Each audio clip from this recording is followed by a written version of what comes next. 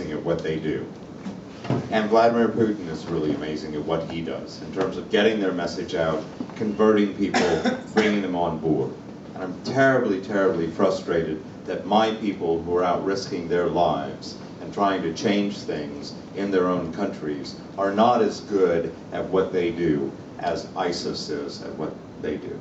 This is what we're going to change, among other things.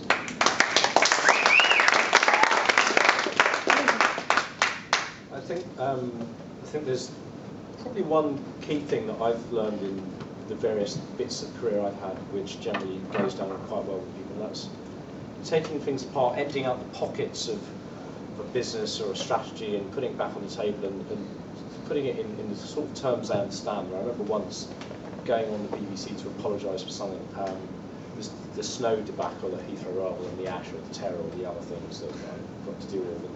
And I went on TV one morning, usually in a suit and all that shit, and said, well look, the United-Chelsea game's been cancelled yesterday, so if it's not safe enough for 22 people to run around a football pitch, presumably it's not going to be safe enough for a massive great jumbo jet with 300 people on it to take off on a runway. And they kind of looked at me going, yeah, actually, kind of makes sense, doesn't it? I mean, he's the corporate bloke from the big dirty airport corporation, but yeah, kind of what he's saying resonates. And of course, you get the predictable Twitter abuse. There's 50% people think he's a total twat, and people think, yeah, I actually respect the fact that someone from a big company says something that's relatively honest. And I've kind of used that philosophy in all the sort of things we've done. And when we launched Speyside, which was a Kickstarter for civic projects, and we convinced big companies to get on board, we convinced the government to get on board, and you think, well, why the hell would you want the government on board? Well, actually, partnership is important. There was simply no point just simply going out and saying, you're all a bunch of, I won't use a bad word, but you know what, insert your bad word here.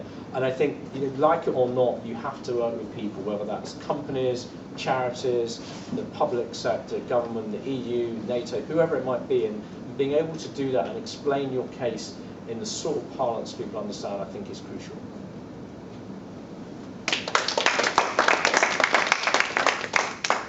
I'll keep mine short because I've spoken for long enough, I think.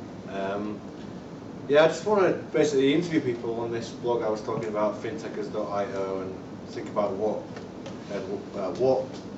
can and what should happen in the next 10 years in fintech. And there's and yeah, there is no money making, but yeah, the lucrative consulting will come later. Alex at fintechers.io.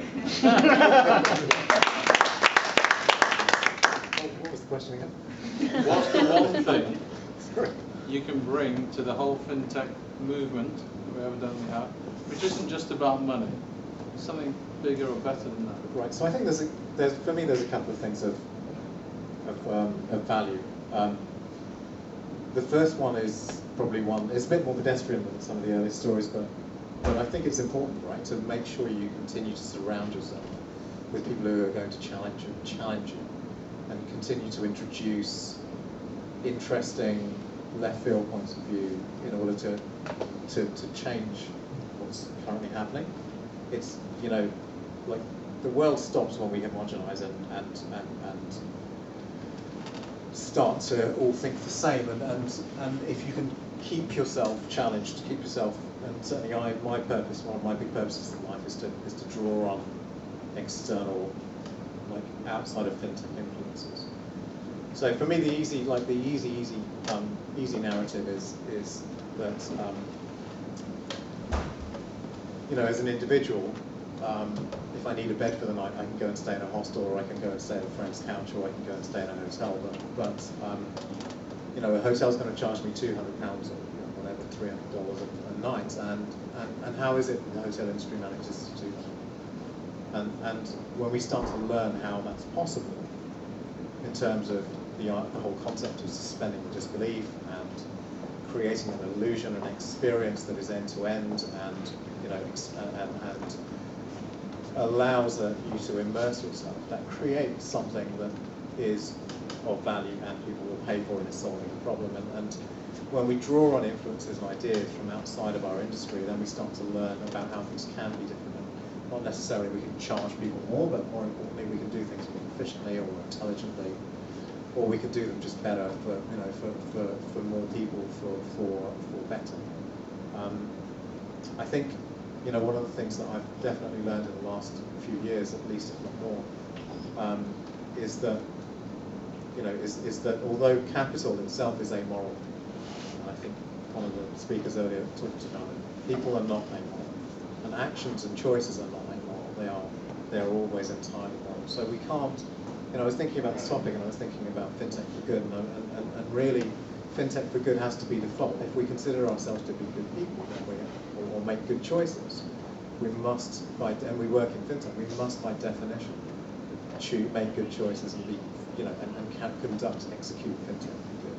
And if we're not doing that consciously, then ultimately we are, there's no neutral ground here, right?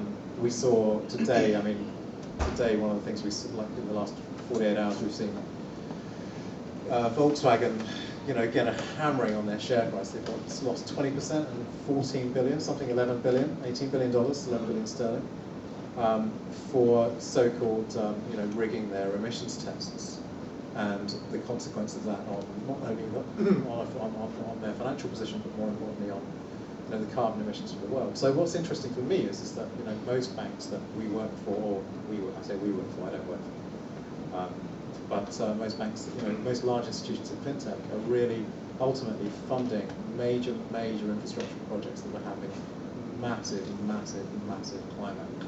climate impact, and we are creating a scenario where none of us will have jobs. So the startup community is entirely pointless if we don't have jobs, because there are no jobs in a high carbon, community, high carbon culture. So, but we don't see the bank's share prices being hammered for that. So it's kind of interesting for me. There are no neutral positions in this fintech. That certainly cheered me up.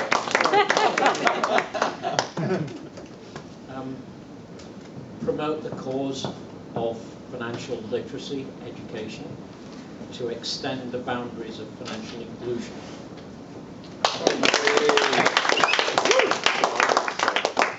So, despite what I spend the vast majority of my time on, which is reinventing money and hopefully building a more fair, equitable way